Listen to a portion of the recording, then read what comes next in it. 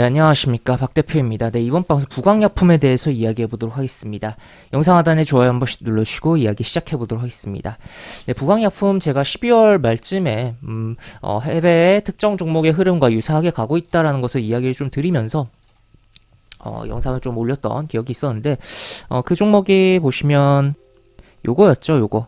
근데 요 종목의 흐름과 유사하게 여기서 이렇게 두들겨 맞으면서 하락을 하니까 부광약품도 하락이 있었고 최근에는 좀 달라진 흐름이 나오고 있다라는 거 체크를 해볼 수가 있겠습니다. 그래서 이런 식의 지금 좀 다르죠. 요쪽 부분이 요쪽은 비슷한데 그런 가운데서 우리가 부광약품을 바라보는 데 있어서 일단은 22년도 결산은 적자가 확실시되고 있다. 라는 것을 이야기를 일단 드릴 수가 있을 것 같습니다. 그러면 적자가 확실시 되면 안 좋은 거 아니에요? 당연히 안 좋죠. 안 좋은데, 우리가 이 주식이라는 거 결국 미래를 보는 거잖아요, 미래. 지금 안 좋아도 향후 좋아질 것으로 예상되면 오히려 기관과 외국인의 수금은 충분히 들어올 수 있고 실제로 그런 부분이 연출되고 있는 거 아니냐라고 해석해서 볼 수 있는 부분들이 있어서 그러한 부분들 좀 풀어보는 시간이 되겠다라고 보시면 되겠습니다. 그래서 일단은 부광약품은 일단 적자인 거 확실하게 확인이 되고 있죠. 1분기, 2분기, 3분기 모두 다 적자이고 확실한 뭔가 4분기 변화가 영업이익이 찍혀주지 않는다면 22년도 결산은 무난하게 적자라는 거 볼 수가 있는데 다만 여기서도 좀 함정이 있습니다. 이게 지금 연결로 돼 있잖아요. 이 연결이라는 것은 그러니까 재무제표 작성에 있어서 종속회사에 대한 실적을 포함해서 작성을 하는 부분이에요. 그러니까 자회사들에 대한 부분을 포함해서 실적에 대한 부분을 작성을 한다는 건데 요 부분에 있어서는 적자인데 별도로 보겠습니다. 별도로 보면은 실적이 쪼그라든 건 맞는데 별도로는 여전히 흑자라는 거죠. 그러면은 부광약품 본체라고 해야 될까요?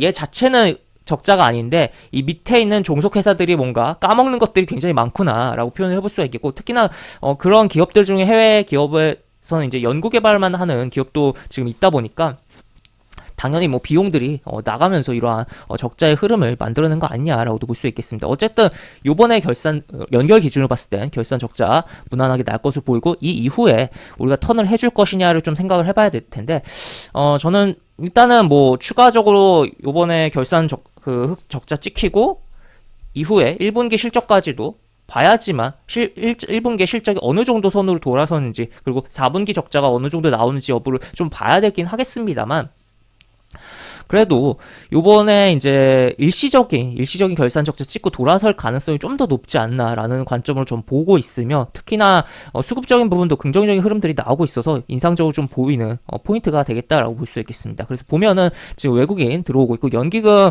지금 이 12월의 흐름 자체도 이거 연기금이 다 끌어올린 거예요. 연기금이 끌어올렸고 오늘 같은 경우는 연기금의 매수가 있었다라고 볼 수 있겠고 오늘 같은 경우는 뭐 특정 증권사에서 뭐 약간 제약주 한 번에 좀 도매식으로 해서 긍정적으로 좀 이야기가 나왔기도 한데 그 중에 뭐 부광약품이 있었기도 한데 뭐 그걸 보고 또 연기금이 뭐 매수를 했다라고도 표현을 해볼 수가 있겠고 하여튼 그러한 부분이 발생하면서 뭐 수급적인 부분 뭐 나쁘지 않다. 그리고 그동안 정말 많은 하락이 있었다. 그래서 이렇게 하락을 했고 심지어 이 코로나 저점에 대한 부분도 깨고 내려와서 여기서 잡고 있어요. 그래서 그러면 정말 뭐 많이 하락을 했고 여기서 정말 실적이 저점이 되고 기대감이 있다면 그리고 기대감 거리가 지금 또 이야기를 드릴 거예요. 그래서 그런 부분으로 해서 주가가 우상향 곡선을 그려줄 가능성이 존재하는 종목 아니냐라고 표현을 해볼 수가 있겠고 그래서 도대체 어떤 부분들이 있냐라고 봤을 때 지금 보시면 지금 재미난 거는 이 부광약품이 덱시드라는 제품이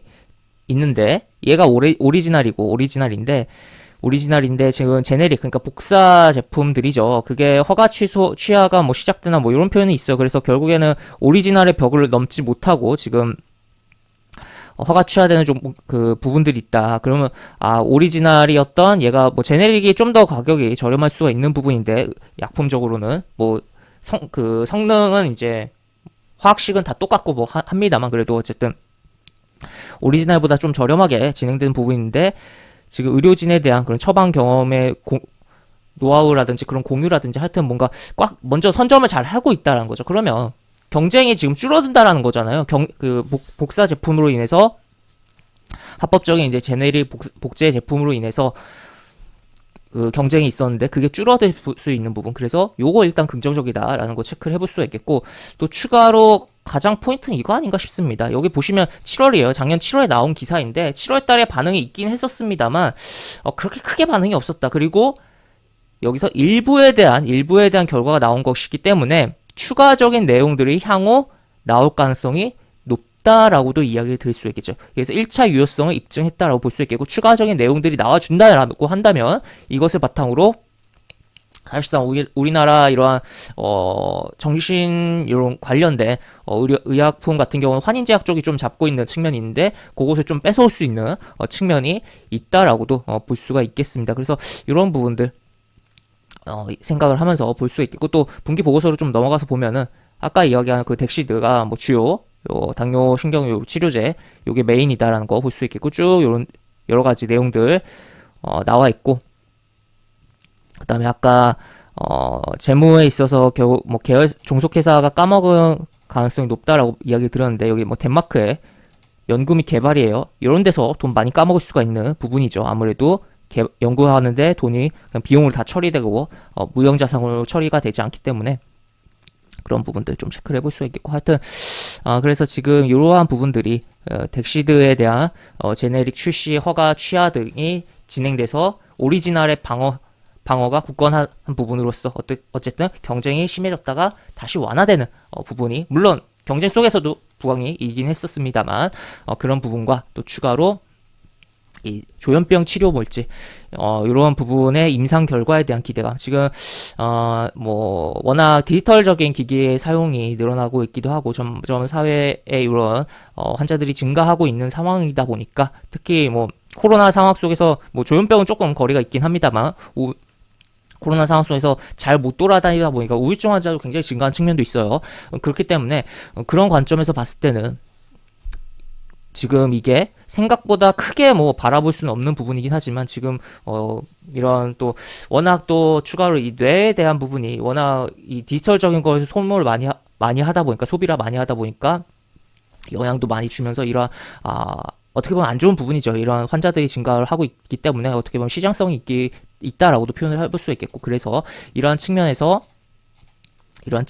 좀 기대감을 갖고, 어떻게 보면 좀 안 좋다면 안 좋은 거고, 또 어떻게 보면 치료제이기 때문에 이러한 부분이 환자들에게 도움이 될 수 있기 때문에 하여튼 이런 거 생각을 하면서 바라보면 좋을 것 같고, 또 그때 이야기 드렸듯이 여기 7월에 반응이 있었습니다만 그렇게 크게 반응이 없었고, 지금 이 주가를 다 깨서 내려왔다가 이 저점에 대한 부분을 위에서 지금 주가가 움직이고 있으며, 이 종가 고가 대비해선 지금 낮은 구간이다. 그래서 추가적인 지금 1차 유효성에 대한 부분이 나왔는데, 뭐 추가적인 유효성에 대한 확인이라든지 뭐 여러 뭐 그 외 관련해서 추가적인 내용들이 나와준다면 이 고가는 제껴주면서 재미난 흐름이 나와주지 않을까. 그리고 무엇보다 지금 계속적으로 연기금 들어오고 있는 거 우리가 주목을 해보자라고도 이야기를 드릴 수 있겠습니다. 그리고 오늘 같은 경우 특히 코스피가 부진했어요. 코스피가 물론 삼성전자, SK 하이닉스가 끌어내린 지수이긴 합니다만, 주도적으로 끌어내린 지수이긴 합니다만, 코스피가 부진한 가운데서 이 거래소 종목이에요. 거래소 종목에 외국인이 들어왔다. 그리고 연기금도 매수를 해줬다라는 거 인상적이고, 물론 중형주 쪽은 오히려 이제 수급이 괜찮긴 했어요. 그리고 부강약품 같은 경우도 중형주이긴 해요. 그래서 그런 측면도 있긴 하지만, 어쨌든 그래도 지수 자체에 이기면서 흐름이 나왔다는 거에서 또 의미를 부여할 수 있고, 27만 주 거래됐는데 거의 10분의 1 매수가 들어온 것도 인상적이면서 우리가 바라보자라고 보시면 되겠습니다. 그래서 그럼 도대체 어떻게 봐야 될까? 좀 더 디테일하게 본다라고 봤을 때는 결국에는 지금 요 추세를, 요 62 이동평선이 살아있는 각도를 올리면서 따라오고 있는 요 추세를 이탈하지 않는 선에서는 우리가 음봉 조정 시 계속적으로 주목하면서 보면 좋을 것 같고, 그리고 추가적으로 만약에 요 9,500원 장악하고 안착하는 흐름이 나온다면 좀 더 탄력이 붙어줄 여지. 다만 요 만원에 대한 부분에서 좀 걸리면서 움직일 수도 있어요. 그리고 뭐 호가 단위의 변경이 있어서 예전만큼의 만원의 중요성이 좀 줄어든 거긴 합니다만, 그래도 이 만원이라는 부분이 요걸로 가보면 여기랑도 좀 겹치죠. 그렇기 때문에 그런 것도 좀 생각을 하면서 봐야겠고, 하여튼 일단은 나는 조금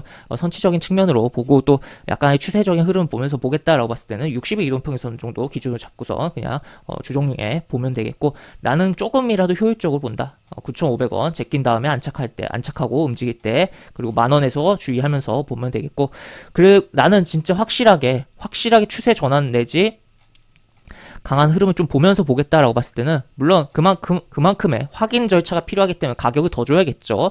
10,000원 제낀 다음에 보는 게 타당할 것이다 라고 보시면 되겠습니다. 그리고 반드시 매매 동향 체크하면서 보셔야 된다는 거 이야기 드리면서 이번 영상 마무리해 보도록 하겠습니다. 네, 이렇게 볼 수 있겠고, 영상 하단에 보시면 설명과 댓글 부분에 동일한 링크가 들어갑니다. 이 링크 타고 들어오시면 제가 운영하는 무료 카톡방 입장하실 수 있고, 입장하시면 여러 가지 장중 시황 관련 코멘트, 속보 관련된 부분, 또 무료 공개 추천 중 진행하는 부분이 있으니까 이 부분 참고하셔서 주식하시는데 많은 도움 되시기 바랍니다. 이상 박 대표였습니다. 네, 감사합니다.